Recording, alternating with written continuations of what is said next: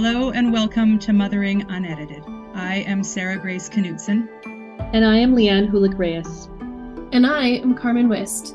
And we are bringing you real and raw conversations that honor the mess and the magic of motherhood.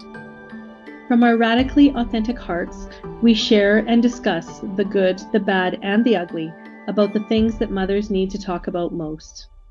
To be heard, to be supported, and to be uplifted through authentic, vulnerable connection, so we may all rise together in our motherhood journey.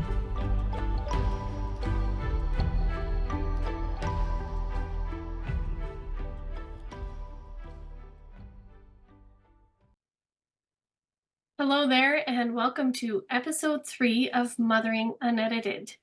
Today's topic of discussion is on movement and stillness and how those both show up in our lives. So I was actually just chatting about this before we hopped on here, and today was a day of stillness for me. It's been quite busy so far this week, and I know that next week is going to be quite busy as well. And so I really made sure to take today as an at-home, calm day with not really much going on. And I don't know, my kids don't always love those days, but today they were kind of okay with it because they've also had some busy days. So yeah, that's been my experience today. Leanne, have you had any experiences? September is a hectic month, so everybody's like feeling it, like the new routines and everything like that. Well, with the movement, I grew up being a good mover because my mom was an excellent mover and a shaker. So the do. And we didn't sit still and be. So learning to be still has been a very big journey for me. And I remember it was during COVID. It was just the beginning. It was a May long weekend, and all these RVs were driving by. I was in Rocky Mountain House there. All these RVs were driving by, and it seemed like everybody had somewhere amazing to go, and I was feeling lonely. And because was sitting still. So usually I can run away from all that loneliness. And I was sitting still, and so I didn't know what to do with myself, to be honest. And so I started calling people, and nobody answered the phone. And then I decided to have a campfire and have some tasty beverages. And so I realized that was avoiding, like sitting in the stillness. Mm. And I thought, oh, well. So since then, I have learned to embrace that lonely, because not maybe it doesn't have to be lonely. It could be lots of emotions coming up, but the stillness, because there's value in it. And my question was to me, well, what's on the other side of lonely, right? I think there's peace in that. And what's interesting is that I just wanted to add is that in the last month, there's been about 3 people who mentioned to me that they felt lonely. And so there's lots of people still feeling it. And that's like in the last month. And that my experience was like in the 2022, I don't know when the COVID started. So yeah. What are your thoughts on the stillness and the lonely, Sarah? I love how you have made that connection, that the times when you felt lonely was when you were in the stillness, because you weren't distracting yourself with the busy do, which so many of us do. And I've even noticed in my own kids that when they are still is when the uncomfortable feelings start to come up. And we have been having this practice lately of me encouraging them to celebrate their boredom instead of feeling awful about it. I've seen lots of different people talk about how boredom is a gift and boredom is an opportunity for creativity. And now I'm also thinking about the loneliness, because one of the times I notice it in my kids the most is if only one of them is home. And they're close enough in age that most of the time they're playing together, even if they're totally sick of each other and can't stand each other in the moment and are fighting, they're always together. And it's almost like they don't know what to do with themselves anymore when they're not actively engaged with each other. And so the loneliness is definitely a part of the stillness, but it doesn't have to be. And I love that question you asked, what's on the other side of lonely for me? And for me, I feel like it would be, well, connected. And connected to whom? Does that have to be another person? Connected to me? Connected to divinity, whatever that looks like for each individual. Connected to, so it's not even necessarily about picking up the phone. Who can I talk to? Who can I connect with? It's just like, maybe in that moment, there's a reason nobody's answering my phone calls, because it's time for me to connect with me. Yes. Yes. Yeah. And it's interesting how that has changed over the years. I mean, um, with the advancements in technology and how the world is today, um, I'm sure you guys have seen on social media at some point in the past, many, many times I've seen these. Would you go to a cabin in the woods for a month with no internet and be okay? And um, for a really long time, I was like, yeah, of course, I would love that. That would be amazing. And asking myself that same question now, I mean, of course, I'd want to, you know, connect with my kids, and technology has done amazing things being able to connect with your kids when you're away, so that you need internet for, and just life is so much more fast paced and so much more it feels like multitasking, like there's so much going on all the time that it really is a skill that for my age I need to remember and celebrate, and for my kids age where they haven't really experienced that as much, to really encourage. So if my kids are sitting in the car and they're like, I'm bored, I'm like, good. Be bored, look outside, tell me what you see, let's play a game. Even that, I mean, even doing things like that have kind of fallen by the wayside for a lot of people.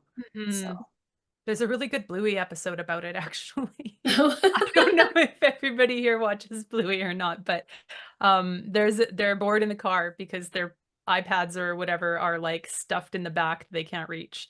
And so they have no choice but to start finding other little games. And because my kids have seen that episode, then they've adopted some of those games, which is even just like having your little feet running along the window and hopping over hay bales. And another one is finding all of the different colors of the rainbow in the other cars that are driving by. And so every Sunday morning when we hop in the car to go to swimming lessons, the first thing out of somebody's mouth is, let's find all the rainbow colors. And I just absolutely love it, because nobody's looking for stimulation from a device or even stimulation from each other. It's something that they could do whether they're sitting in the back seat by themselves or whether they're together. And it does turn into a family activity, though. And I like how it's shifted. At the beginning, it was like a competition who could get to the end of the rainbow first, but now it's become collaborative and it's much more harmonious. Not everything needs to be a competition. Maybe none of it, actually. If none of it's a competition, I'm really happy. yes, that can be a challenge in our household as well. I think especially when the kids are fairly close in age, multiples that are fairly close in age, and mine are 2.5 years apart. I think yours are about 2 years apart as well. Yes. Yeah. Yeah. Yeah. So I do think that the connected is being able to connect with yourself, then it lessens that lonely. It does lessen the lonely. And I also really strongly believe that the more I'm able to connect with myself, the more connected I will feel with the people around me, regardless of their behavior. Yes. Mm-hmm.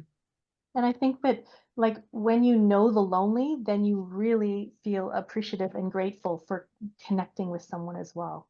Yeah, I just got full tingles on that one, Leanne. Yeah. Thank you. That was It's beautifully like said.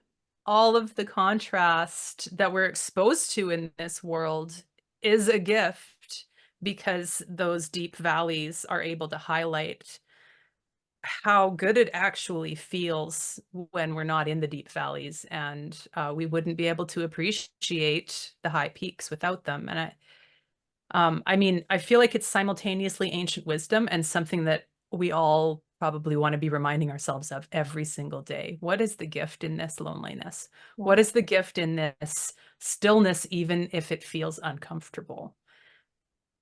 Because we have all been so busy that stillness often does feel uncomfortable, and bringing ourselves back into feeling comfortable in stillness, and so actually still in stillness, because the reason it's uncomfortable is because our systems are trying to get, oh, well, I should be thinking about this, or maybe I should be doing this, or, oh, there's this icky feeling that I haven't been paying attention to, and now it's going to pick this moment to come up. Great.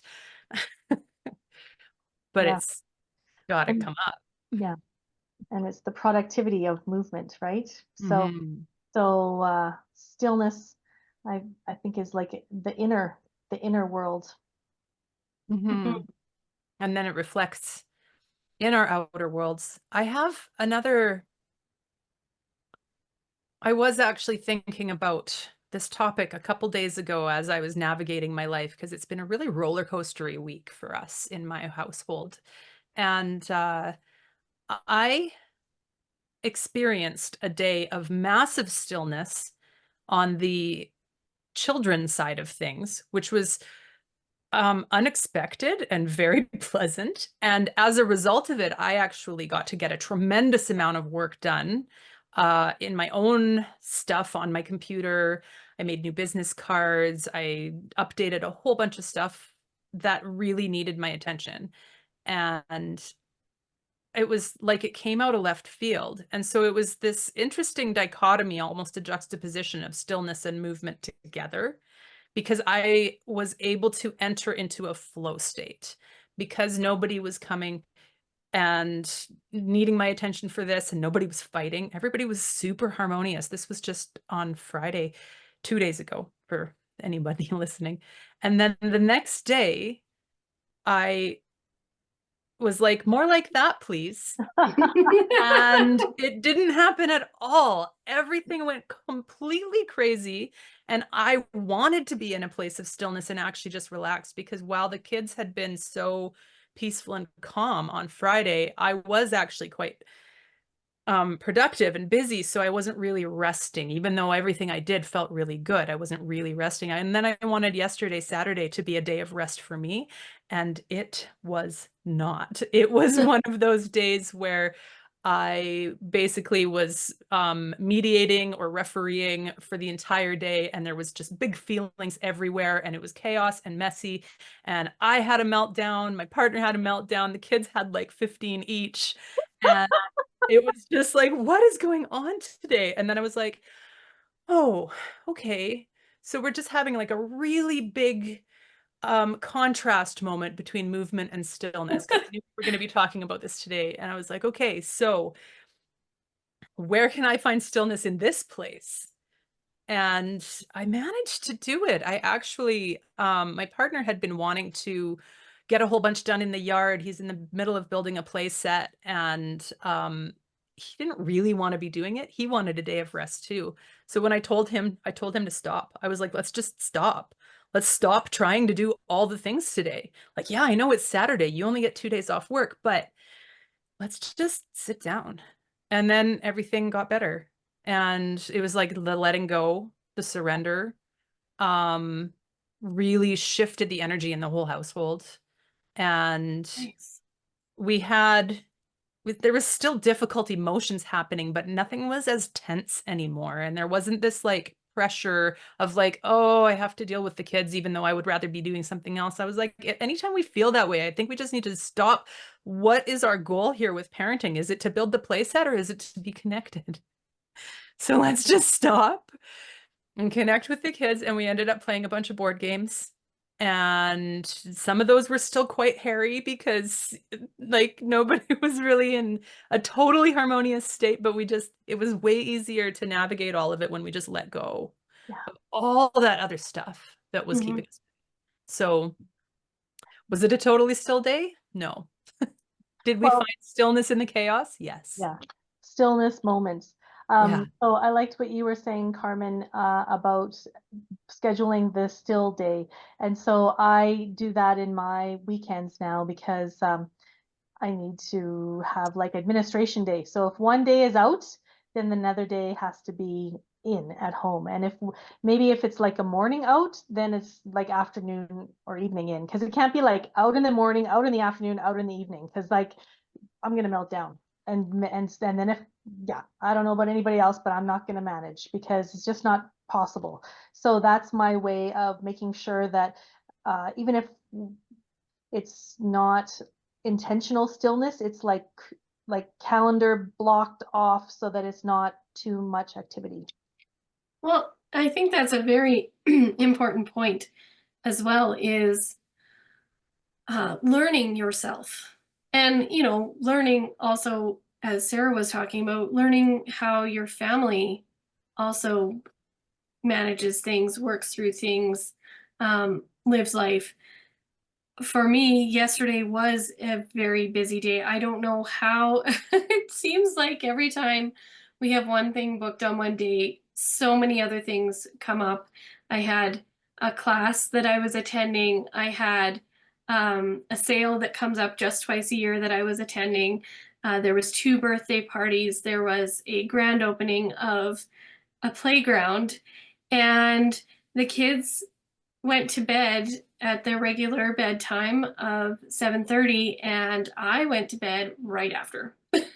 And I read my book for 15 minutes and I went to sleep. And after how busy the day was, knowing that I did have all of those things, allowing myself to be like, I don't think we're gonna spend tonight as a date night. I think I'm gonna have a date with myself and just go to sleep. Like, just understanding what you need and then having a day of more stillness today and sticking around home. Like, that was important. And I also think, Sarah, what you were saying about the contrast, I do find that when my kids have that day of stillness, like today, they were pretty content to be at home because we had that busy day yesterday, completely in contrast. And I feel like I'm glad that tomorrow is a school day so that they can um, then have, because today was a day of stillness, tomorrow they're probably going to have a lot more energy again. One thing you just reminded me of, you're talking about a very busy day followed by a day of rest, and mine kind of happened the other way around, where we had this day where the children were in an incredible amount of rest that was almost like self-induced, and they just both wanted to listen to audiobooks on their headphones and do their own thing for the whole day. My little one, who's 5, was like teaching herself how to sew, and my older guy was just building Lego creations, and that's all they wanted to do for the whole day. And I was like, okay, I'll take it. And then I realized on the chaos day, the next day, that they were probably understimulated. And so they were sensory seeking. And so now what I'm thinking is, as I'm building more skills as a mom, and I'm starting to understand, like, both of my kids are somewhat sensory seekers in different ways. So I'm learning now to see the signs of, is one of them understimulated in some way? And with my littlest, it'll be that she'll start spinning a lot. She'll be spinning and spinning and spinning and won't be able to sit still in her chair. And with my older one, it'll be like boundary pushing and trying to get a rise out of people.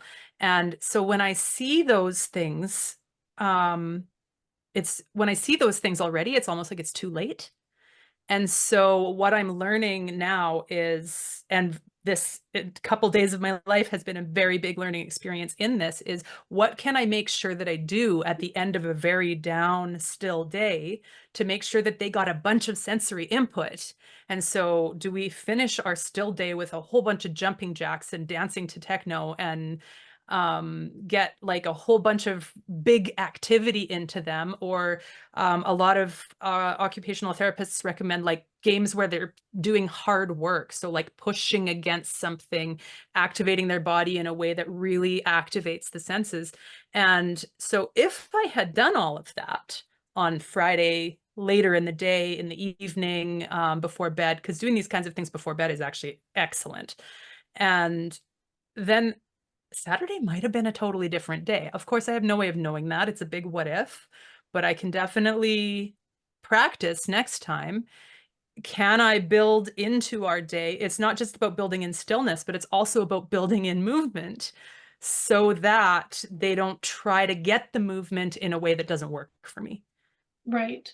Mm-hmm. So I have a question about what you were just talking about, because you're Uh-huh. talking about before bedtime or in the evening being a good time for that type of activity. And it's interesting because my kids request tickle parties at bedtime. Mm-hmm. And um, from my opinion, because I have so much so much experience being a mom. I just have however many years, like 7 years, right? And then my lessons that I've been taught, right? Like programming, you mean? Programming, yeah. Mm-hmm. I thought that was a bad thing. Like, my husband is happy to do the tickle party, and I'm like, you're just riling up the kids for bedtime. Like, why are we doing this right now? And now that you speak of it, I mean, I absolutely could be wrong. I love learning in this way. I have found, and I've done loads of reading on different parenting styles and techniques and understanding what it is that our kids actually need instead of just what we think is logical as the grown-ups in the room. And what you just described, where the father is like, yeah, let's do the tickle thing. And the mom's like, no, no, no, you're going to rile them up. That's 100% textbook typical for how most families approach it. But what I've been learning from many of the like peaceful parenting and aware parenting people that I listen to and follow is that riling up is not actually, if it's done mindfully and consciously and with specific sort of goals in mind, it's actually a good thing because it allows a huge energetic discharge, which allows them to go to sleep faster. And Interesting. so what I always follow ours up with on the nights that we do it, and I don't do it every night, but sometimes we'll have like a 30-minute dance party before we read books. And then I'll close it off with like a really calm, soothing song. There's a really great artist called Kira Willey, KIRAWILLEY, who does like meditative songs for kids. Ooh. And she's an absolute godsend in our house. We end up doing like a big dance party to some really wild music, and then I put on her song and the kids just automatically sit down, calm down, and then I'll follow it up with like a hot chocolate breath breathing practice, which also she has a whole bunch of. So I just have her on our Spotify. I know you said earlier that Spotify's new to you, but and then they just go into their sleep space way more easily. And any of the sort of heebie-jeebies, shake my sillies out kind of stuff that needed to happen is I've been already taking care. done. And so a lot of the tears that a lot of parents experience at night might not happen, or it could turn into tears, but those tears are a necessary release Right. that the kid needs to sort of get out of their system before they can have their nervous system relax enough to go into a peaceful sleep. So kids will sleep better after that type of activity included into their bedtime routine. Amazing. And I know it's totally counterintuitive for many of the I guess parenting programs that we have set in, and they are programs. And a lot of the stuff that I listen to is pretty paradigm shifting. So maybe not for everybody, but as I mentioned, one of the people I follow, or one of the doctrines I thought, not doctrine, that's the wrong word. Methodology is called aware parenting. And it's really about how can I understand what's going on for the child in this moment? And when I understand that, how can I respond in a way that's supportive of their nervous system so that we can be in harmony and balance Well, and I instead of think, just addressing behavior? yeah, I think the great thing about that and what you're talking about is that as parents, we get to try these things on and see what works Mm-hmm. Totally. for our family. Leanne, what do you find works for you? Well, I just wanted to comment that this, this counterintuitive idea, it is still the beautiful rest, like the infinity loop of the movement and stillness. So, It is. so one can't be without the other. So it's like just learning about that it's okay at a time that we might not think, because it'll come around again and go to the stillness. So I think Right. that that's quite charming. My girl is 14 now, so we're kind of not all in the same kind of boat as you guys. So we used to have a lot of difficulty going to sleep, and so yeah, we're past that part. So I don't have anything to add to this part of it. Do you find that she um, enjoys stillness? Oh, okay, yeah. Yeah, so we would also what we have done is instill this like quiet hour like on the weekends, and it was really good for us. And it wasn't my idea, but I'm the learner of the stillness. So yeah, that was nice. Sometimes it became electronics, but it was just to say, okay, it's quiet hour. So whatever that meant, it's like, because you would have all these to-do lists and all these things that need to get done, and then it's declared quiet hour after lunch, so everybody gets to like do their own thing, and it was beautiful. So that has stuck with us. Nice. That sounds like so much more structure than I even like. To have it at the same time every day feels totally foreign to me personally. I'm much more like trying to follow my intuition and like, do we need a quiet hour? But I also fully recognize that I and my kids would probably benefit from way more routine. Yeah. So, So like there's really no right way. That's the beauty of all this. So, and the different personalities as well. And so sometimes like, and my family, if you're doing a task, you push through to the end no matter how miserable you end up being. Okay. And and my previous partner's perspective was, oh, I'm gonna work half an hour and I'm gonna rest for an hour. I'm like, oh my God. So that's a bit extreme, but it was balanced. And so now when I clean, I'm like, oh, I'm gonna pause and take a glass of water. It's like that is like radicalness. So it is bizarro. So there is really no right way, but the full-on movement is not really. I wouldn't say it's not fully honoring of ourselves. mhm. And full on stillness isn't either. It Exactly. has to be both. Yeah, Yes. Yeah, the balance, huh? Or you know, trying it on. beautiful. Yes, that is beautiful. I think, yeah, I think that trying things on is important, and I think that um, it's something I need to remind myself to do. Uh, it's not something that I think of all of the time. Mm. And that's why I love these conversations, because it brings up things that I didn't even think about. That wasn't even on my radar. And now I have a new possible tool in my toolbox. Yeah, or at the very least, a seed planted. A seed Yes. planted. Mhm. Yes. Which is also why we want to be doing this for more people to listen to, because seeds planted grow. Some Yeah. of them might grow next week, and some of them might grow in a few years when somebody suddenly goes, oh, right, I heard about that. And suddenly it's making more sense to me. Oh, because Mhm. it's the right time now and it wasn't before, right? Yeah. I love Planting that seeds. in my garden. watching on different years how long it takes for the seeds to sprout, because I will scatter carrot seeds and sometimes they'll be like the first thing up within a couple days. And this year I scattered carrot seeds and then everything else sprouted and there were no carrots. I was like, what's going on? Where'd the carrots go? And then after like 2 or 3 weeks, all of a sudden a bunch of carrots came up. And so it just was like a really interesting thought about like, what were the conditions that were different for these seeds? Or is it that they were older seeds? And so it just took them a little bit longer to soak in what they needed.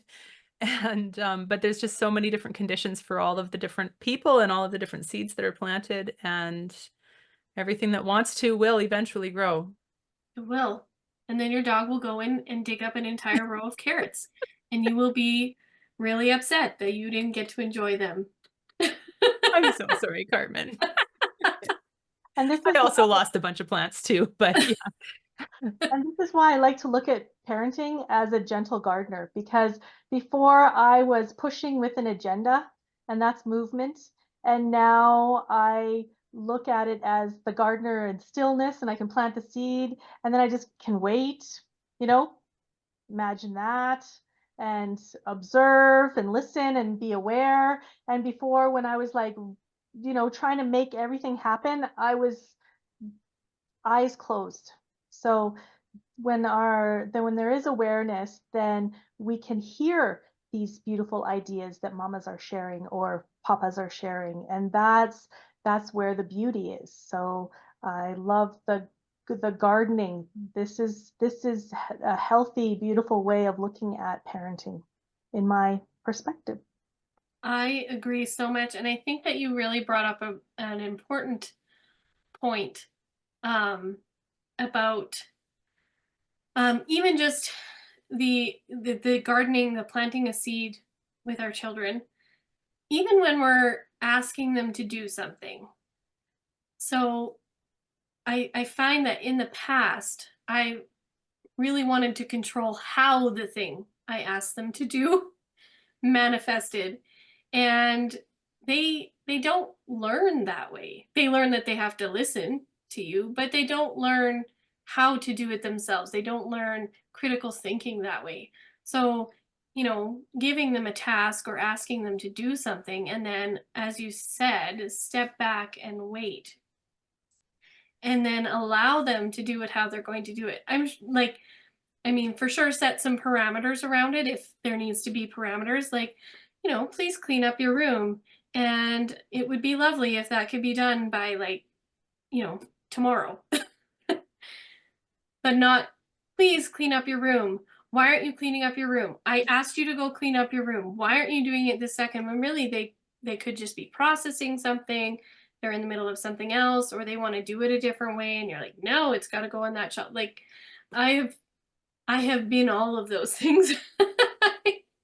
And so, again, every day I'm learning new and better ways to parent. And I love this. I love this discussion because it helps me. It helps me learn stillness and new and different ways to parent. Beautiful. I love what you said, Carmen, about asking for something to be done and then letting go. And one of the things I've been observing with my own kids is that when I ask them like something like, please go upstairs and get your socks, it's just about time to go, then I've been finding that if I repeat the request, then it just builds resistance. So another thing I've been learning is different things where I can offer a slight reminder, like, are you sure you want to go out with bare feet? Where originally I said, please go get your socks. And then I make it a question the second time instead of a demand or a request. But it's more of just like you're walking out the door with no socks on right now, right? And they'll be like, oh, right. And then go get their socks. But then it's not Hounding. like harping on them in any way, or I've actually spent most of my life being terrified of being perceived as a nag.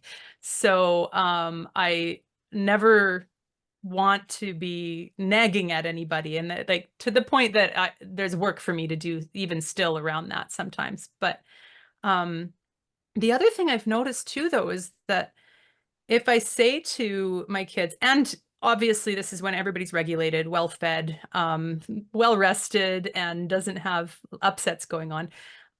If I say something like, let's clean up the living room, then nobody hears me. But if I say something like, as soon as all of these board games are put away, then we can. Right. Then all of a sudden everybody's like, oh, cool, well, let's put the board games away. And so and again, as with everything, every family is different. Every kid is different. One of those things might work with my son, but not my daughter. And then maybe, I don't know, there's another one coming. We'll see how that one responds to all the different things. I would like to think that by the time I'm on that type of a discussion with number 3, that I'll have a few tricks under my belt that I had to learn, cut my teeth with the first ones. But the other thing I've noticed, though, is that the more space I give them to do it, the more likely they are to do it. Yes. And with reminders, because everybody's got attention spans. And but the reminders, I've been learning how to do them in such a gentle way that it's not coming across as a demand. And that's been majorly helpful in our house. Mm. Amazing.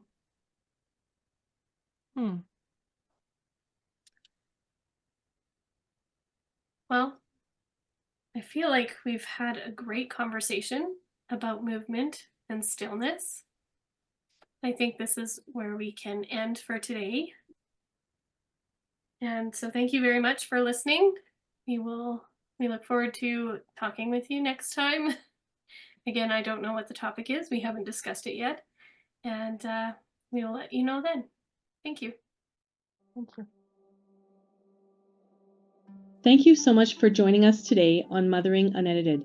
We are so grateful to have you here with us and are excited to connect with you in whatever way works for you, whether that's through one-on-one coaching or exploring the other works we have created and continue to offer mothers, parents, and the world. Follow us on Instagram at mothering_unedited. To find out more or connect further with any of us, you'll find Sarah at soulbirth.ca, soul-birth.ca. Leanne at coachingwithleanne.org, coachingwithleanne.org, and Carmen at carmenwist.com, carmenwiste.com. Until next time, may you find your brave to share your unedited authenticity and honor yourself through the mess and the magic of motherhood.